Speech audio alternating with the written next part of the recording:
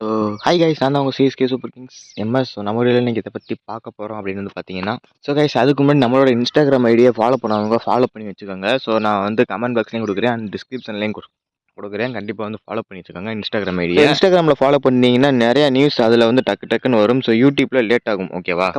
நம்மளோட இன்ஸ்டாகிராம் ஐடியை ஃபாலோ பண்ணி வச்சுக்கோங்க. ஓகேவா கைஸ்? சேனலை சப்ஸ்கிரைப் பண்ணிக்கோங்க. ஸோ வீடியோக்குள்ளே போயிடலாம். ஏற்கனவே சொல்லியிருந்தோம், ருத்துராஜை ஸ்ரீலங்கா மேட்ச்சில் வச்சுக்கிறதுக்கு வாய்ப்பு கம்மின்னு சொல்லியிருந்தோம். அதுதான் இப்போயும் நடந்திருக்கு. ருத்துராஜ் பெஸ்ட்டை வந்து ஜிம்பாப்வேவோட 3 மேட்ச் விளையாண்டு 140 ரன் அடிச்சிருக்காரு. இதுக்கு மேலே ஒரு பிளேயர் உங்களுக்கு என்னடா பண்ணணும் அப்படின்னு தான் நான் கேட்குறேன் பிசிசிஐ. ஸோ பிசிசிஐ பார்த்தீங்கன்னா பாலிடிக்ஸ்லேயே ஊறி போனவங்க அப்படின்னு தான் நான் சொல்லுவேன். இவ்வளோ கோமா பேசுகிறீங்க அப்படின்னு வந்து பார்த்தீங்கன்னா, ஸோ இதுக்கு மேலே ஒரு பிளேயர் என்ன பண்ணணும்? ஜிம்பாப்வே வந்து ஒரு டீமா, அந்த டீமோடலாம் அடித்தா ஒரு ஸ்கோரான்னு கேட்குறீங்க. அப்போ கில்லு வந்து அந்த டீமில் அடித்ததுனால தான் நீங்கள் எடுத்து வச்சுருக்கீங்க. அது வைஸ் கேப்டனாக போட்டு வச்சுருக்கீங்க. நாங்கள் வந்து ருத்துராஜ் வைஸ் கேப்டனாக போட வேணாம், நீங்கள் டீமில் பிளேயிங் லெவனில் எடுங்க அப்படின்னு தான் சொல்கிறோம். ஆனால் நீங்கள் 15லேயே எடுக்கலையே ருத்துராஜை. என்ன கேள்வி?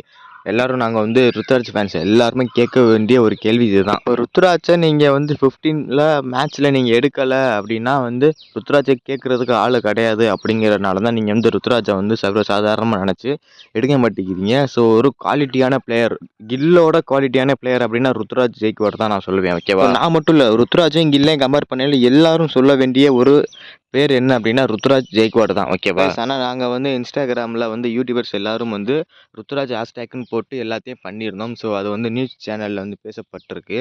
ஓகேவா? அது வந்து இவ்வளோக்கு பெருசாகும் அப்படின்னு நான் நினச்சி கூட பார்க்கல. ஸோ இப்போ நாங்கள் என்ன சொல்கிறோம் அப்படின்னு பார்த்தீங்கன்னா, இன்னும் விட வேண்டாம்.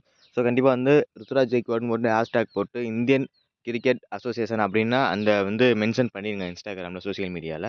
இன்ஸ்டாகிராமில் மென்ஷன் பண்ணிட்டு இட்ஸ் ஃபார் ருத்துராஜ் ஜெய்க்வாட் அப்படின்னு ஒரு ஹேஷ்டேக்கை போட்டு அதில் நீங்கள் வந்து ஸ்டோரியாக இருக்கட்டும் அண்ட் போஸ்ட்டாக இருக்கட்டும் எல்லாத்தையும் போட்டு ட்ரெண்ட் பண்ணுங்கள்.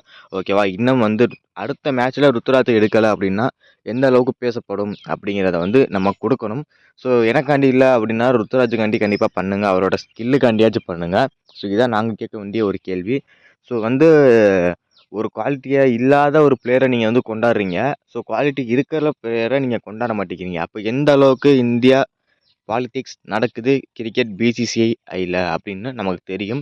ஓகேவா? சரி, ஓகே கைஸ், இனிமேல் வாட்சும் ருத்துராஜ் எடுக்கிறாங்களான்னு பார்ப்போம். ஸோ மறக்காமல் நீங்கள் வந்து ஸ்டோரி போடையில் நான் சொன்னதை மென்ஷன் பண்ணி போடுங்க.